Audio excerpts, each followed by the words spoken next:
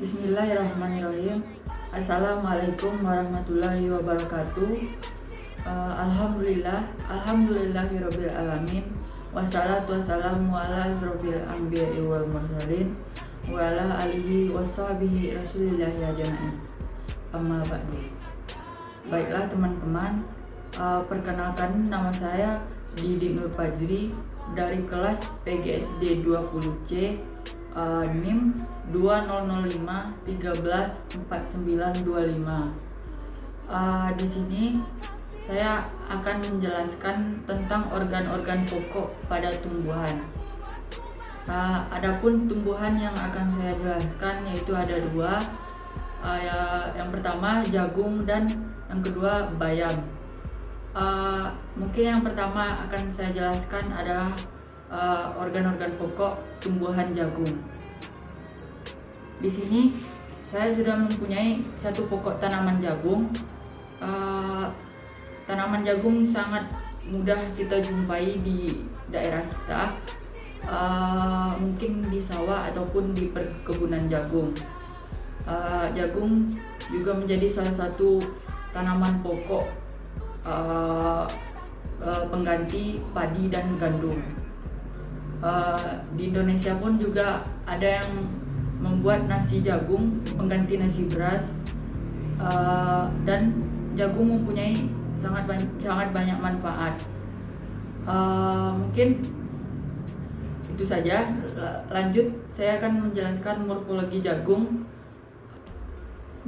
Morfologi jagung memiliki 3 bagian, yaitu bagian akar, bagian batang, dan bagian daun. Morfologi jagung secara detail meliputi tongkol dan biji, bunga, batang dan daun, serta sistem perakaran. Berikut penjelasannya. Saya akan mulai dari bagian akar terlebih dahulu.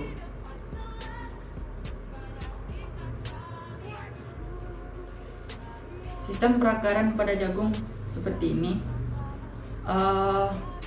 Karena sistem perakaran dari tumbuhan jagung merupakan tanaman dikotil, maka akarnya pun dalam bentuk akar serabut, di mana pada akar serabut itu sendiri juga dibagi 3, yaitu akar adventif, akar penyangga, dan akar seminal. Ketiga bagian akar tersebut memiliki fungsi sendiri-sendiri.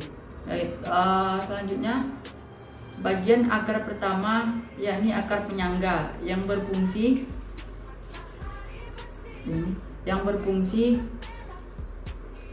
untuk membuat tanaman jagung dapat tegak dan juga menyerap air dan zat zara. Kemudian pada akar adventif berfungsi untuk mengambil zat hara dan air dari dalam tanah. Sedangkan untuk akar seminal berfungsi untuk mengembangkan embrio. Setelah akar, selanjutnya saya akan menjelaskan tentang bagian batang dan daun. Pada jagung, batang menjadi bagian morfologi yang berfungsi untuk menopang tubuh tanaman jagung. Bentuk dari batangnya seperti ini, yaitu berbentuk tipis, berbuku-buku, atau beruas dan bercabang-cabang. Ada 3 bagian yang ada pada batang, yakni bagian epidermis atau bagian kulit luar, bagian jaringan pembuluh, dan bagian pusat batang. Kemudian pada bagian daun, jagung terdiri dari bagian helai dan pelepah daun serta bagian ligula. Daun jagung akan tumbuh di setiap ruas yang ada pada batang jagung. Setiap stoma pada daun jagung dikelilingi oleh sel-sel epidermis yang berbentuk kipas. Struktur ini berfungsi penting dalam respon tanaman menanggapi defisit air pada sel-sel daun. Selanjutnya yaitu pada bagian bunga dari tanaman jagung. Tanaman jagung juga memiliki bunga seperti tanaman-tanaman lain, namun di sini bunganya tidak berwarna-warni dan tidak semenarik bunga-bunga yang ada pada tumbuhan lain. Namun bunga ini sangat berperan penting dalam tumbuhan jagung. Tanaman jagung mempunyai bunga jantan dan bunga betina yang terpisah atau diklin dalam suatu tanaman, atau disebut juga monoecious. Setiap kuntum bunga mempunyai struktur khas bunga dari suku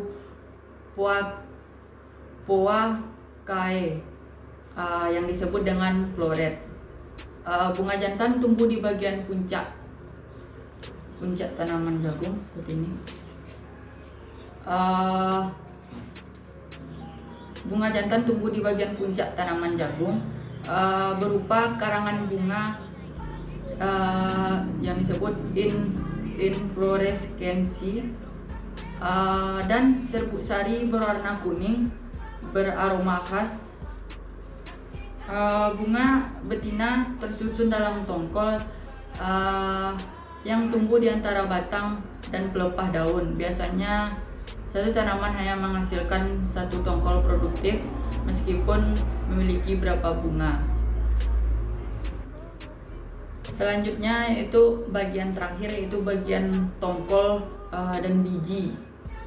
Di sini saya mempunyai pokok tanaman jagung yang memiliki tongkol.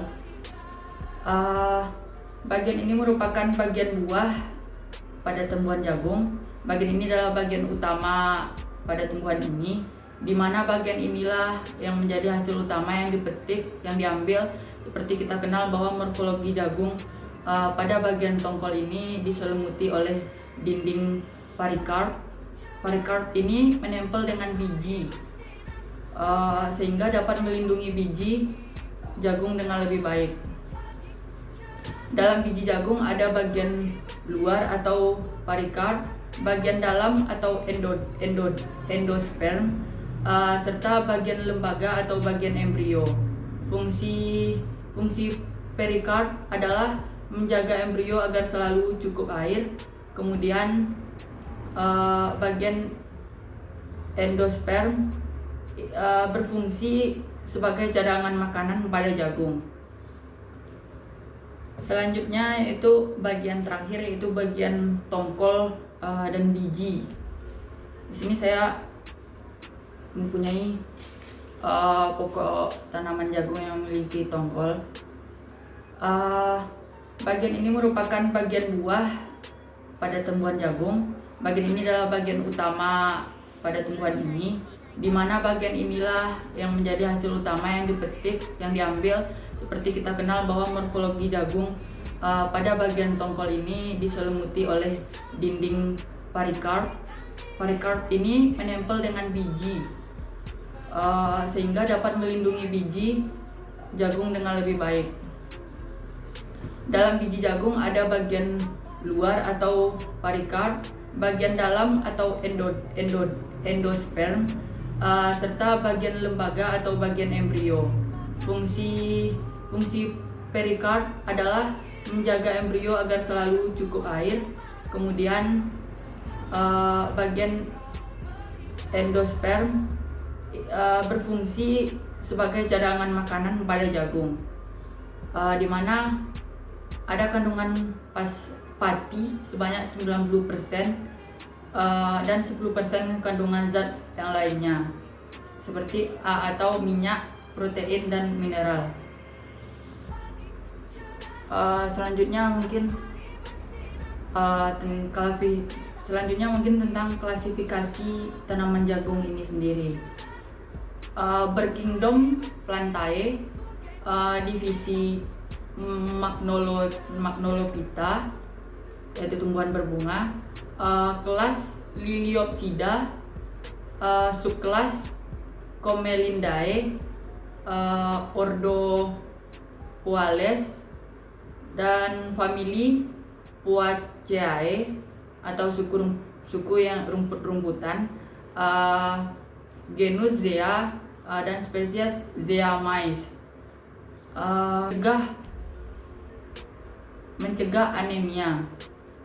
Jagung memiliki kandungan zat besi atau iron yang merupakan mineral penting dalam membentukkan sel darah merah. Kekurangan zat besi dalam tubuh juga akan mengakibatkan anemia atau kekurangan darah.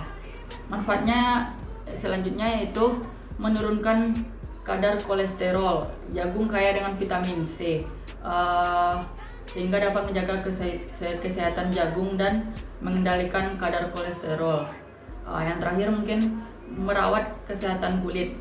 Nah, warna kuning dalam jagung ialah sumber beta-karoten yang membentuk vitamin A sehingga bermanfaat bagi kesehatan kulit.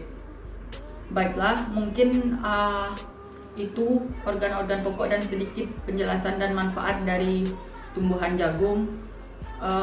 Selanjutnya saya akan menjelaskan tentang tanaman bayam.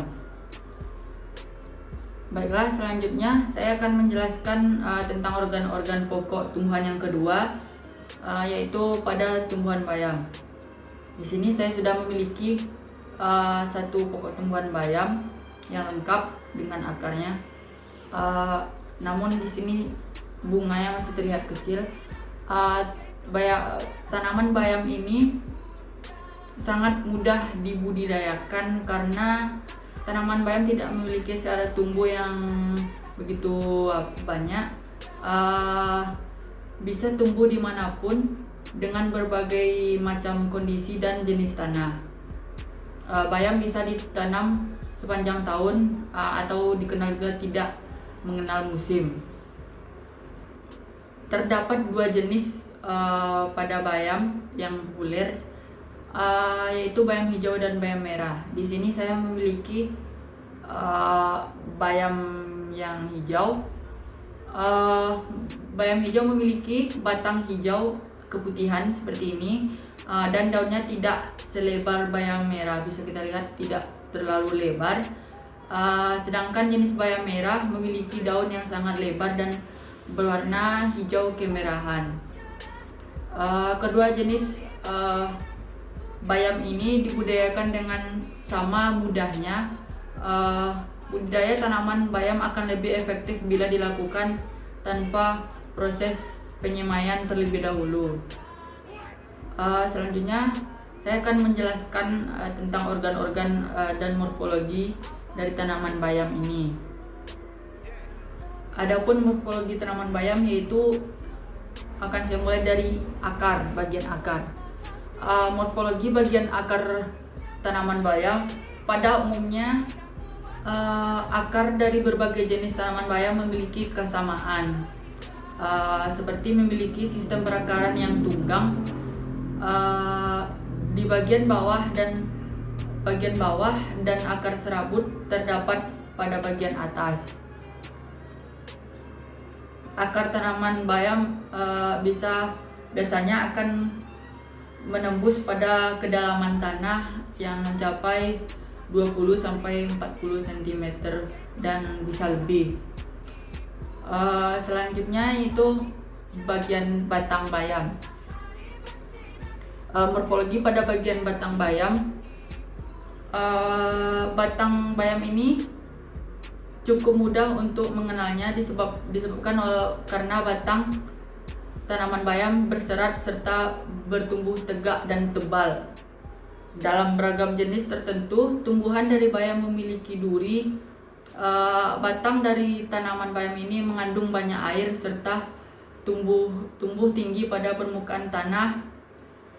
Percabangannya dari tanaman bayam dapat melebar dan akan bertumbuh tunas baru jika ada pemangkasan. Bagian dari tanaman bayam ini cukup panjang. Batang dari tanaman ini cukup panjang dengan ukuran mencapai 0,5 sampai 1 meter. Bahkan tanaman bayam telah mempunyai cabang monodial. Perlu diketahui, pada batang tanaman bayam ini memiliki warna hijau. Namun ada juga warna lain dari batang tanaman bayam ini. Namun di sini saya memiliki yang memiliki warna hijau. Sebenarnya tergantung dari varietasnya yang akan ditanam. Selanjutnya setelah batang yaitu bagian daun. Morfologi daun bayam. Pada umumnya daun dari tanaman bayam ini memiliki bentuk bulat yang seperti telur dan pada bagian ujungnya agak sedikit meruncing seperti ini. Bahkan urat-urat dari daun bayam akan terlihat jelas. Warna dari daun bayam ini memiliki berbagai macam warna, mulai dari hijau tua, hijau muda, dan hijau keputihan, dan warna merah.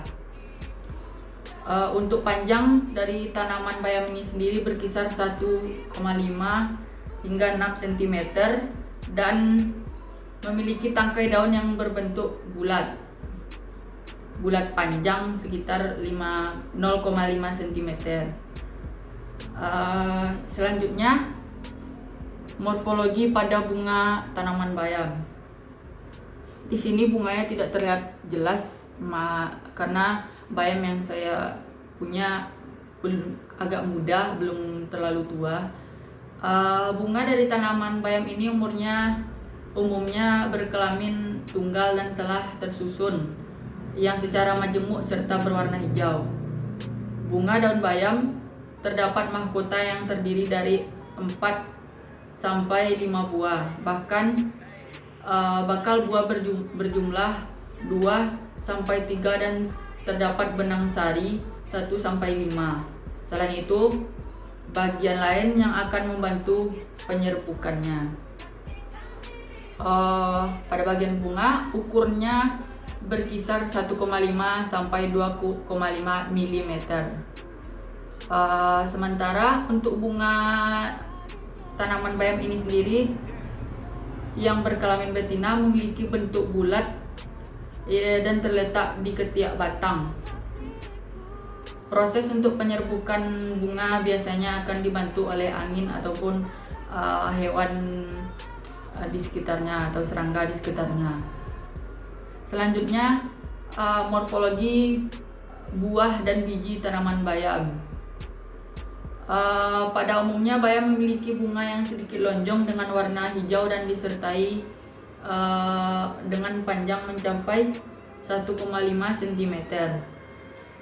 Biji dari tanaman bayam ini berwarna hitam, bahkan bijinya sangat halus dan berukuran kecil. Di sini bayam yang saya miliki belum memiliki biji karena masih muda. Biji dari tanaman bayam ini berwarna hitam yang mengkilap dan ukurannya panjang sekitar 0,8 hingga 1 mm.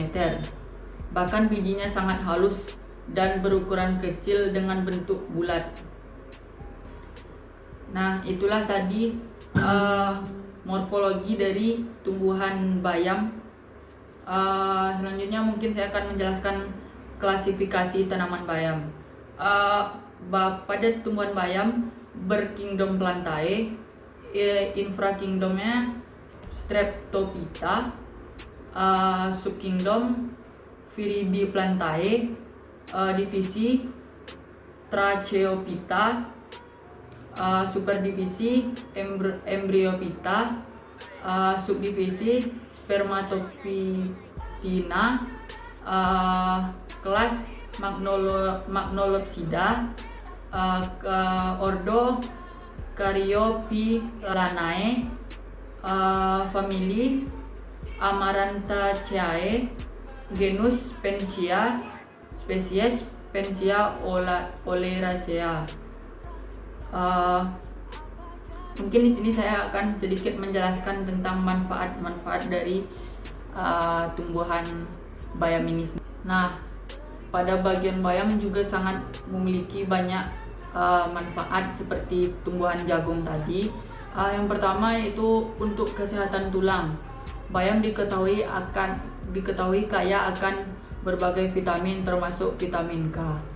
Selanjutnya, manfaatnya mencegah anemia seperti tanaman jagung tadi, yaitu memiliki zat besi atau zat iron yang penting dalam pembentukan sel darah merah.